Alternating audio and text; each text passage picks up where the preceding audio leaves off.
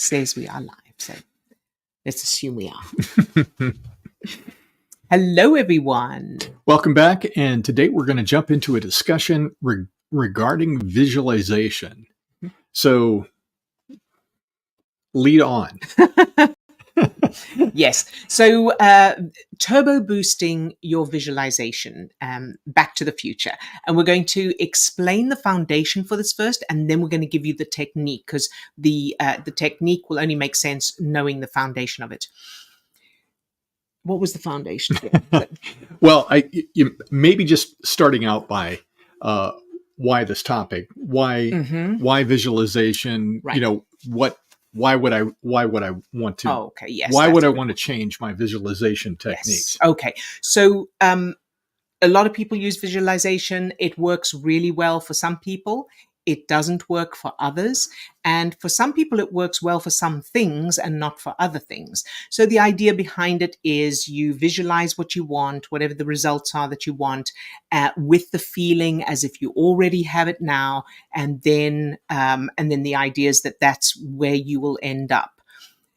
However, what most people don't realize is that while they are consciously, imagining and feeling and doing all of that, in the background, the unconscious part of the brain that can't use logic or reason, can't judge anything as unrealistic, is referring to not to what we want and not to whatever we're repeating and feeling and visualizing and the affirmations.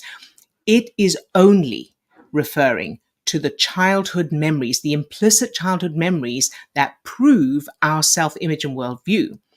So we're doing the visualizations, and the reason it works for some people, sometimes for some things, is because it depends if the unconscious part of their brain is referring to any childhood memories that contradict it.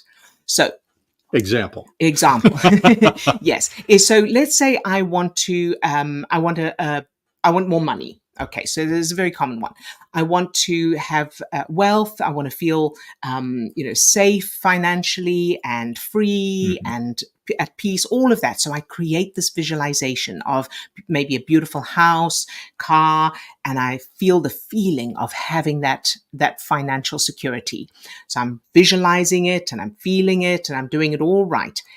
And in the background, the unconscious part of my brain is referring to childhood memories. And if those childhood memories don't contradict that, fantastic. Then I'm likely to get it. If, on the other hand, I have childhood memories that prove it's dangerous to be successful, or my parents won't approve of me, or I don't deserve. That's a big one. I don't deserve. Or there's lack. It'll be different for different people. Then the unconscious part of my brain is going to be keeping me in alignment with all of that, not with the visualization, because our childhood memories form that self-image and worldview, that unconscious self-image and worldview, and the brain is designed to keep us safe by keeping us in alignment with that, not with what we want or what we visualize. So to add just kind of more of a personal touch to that, if I can steal your life example for just a moment, and sure. Because you brought up the example of finances, or that you could visualize moving forward and trying to create more financial abundance in your life. I know that for you, as you were talking about that interesting connection to what you found to be the core of what was going on. So that the references that are back there, the one bit that I would like to add to that is just it's about how we felt in childhood. So the references are it's more about the feeling. So whatever that feeling was in childhood is really what builds that foundation. And I know for you, if you want to share, what did you find is that homeostasis childhood Yeah. feeling that was back there? Yeah, so there were a couple actually. The one I think you're talking about, because I know you mentioned it earlier, is my father disappeared when I was about 3 years old, and we didn't know what happened to him, where he was. I found him later when I was in my 30s, which was wonderful. But anyway, back to the story. So throughout my childhood and my teenage years, we were told he was coming back. So my mum, my grandparents, they told us, oh, he's coming back. And it was the feeling of any day now, he's going to come back. And he never did.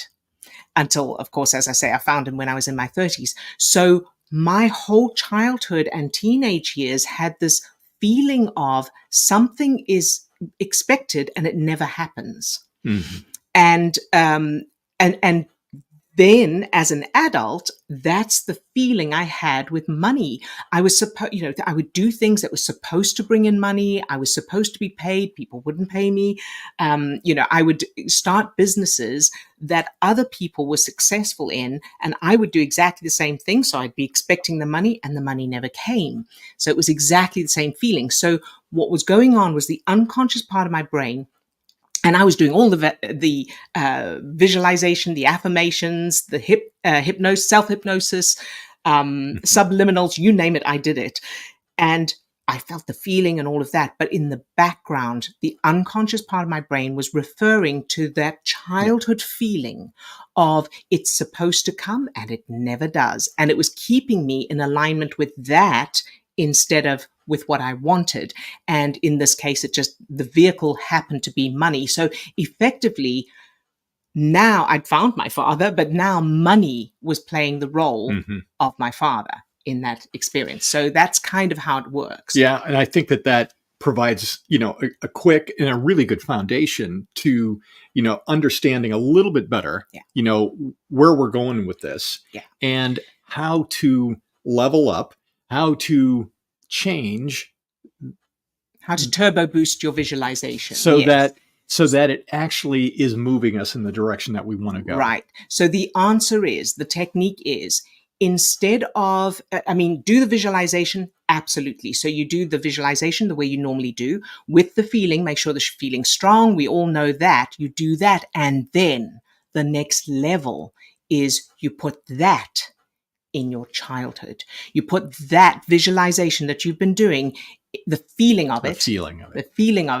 in your childhood memories. And we can do that based on neuroscience. So we've got techniques for doing that. So you create the visualization just as you do, focus in on the feeling, and then change your childhood memories, create new ones. And we've got the techniques for that, and put that feeling into your childhood. Then you're doing your visualization, you're going about your life, and the unconscious part of your brain is referring to proof that this is who you are. It's keeping you in alignment. Now it's all in alignment. What you consciously want is in alignment with your future, the visualization, the future that you're visualizing. And crucially, it's in alignment with your new childhood references. So your brain is keeping you in alignment with that. And to find out more about that, so obviously it's a fairly big topic. It is all based in neuroscience. To find out more about it, we've put a link in the description of this video to I'm trying to do two things at once here. Here we go. I put this thing on the screen. Put a link in the description of this video to a recording of a webinar that we did a little while ago that takes you through kind of the details of exactly how this works. If I could just add a little bit more to that now. I know that you mentioned a couple of times, this information being based on neuroscience. And I know that for people that may be joining us, just kind of joining in what we're doing here, that notion of how do I put that into my childhood? Where's that coming from? What's that based on?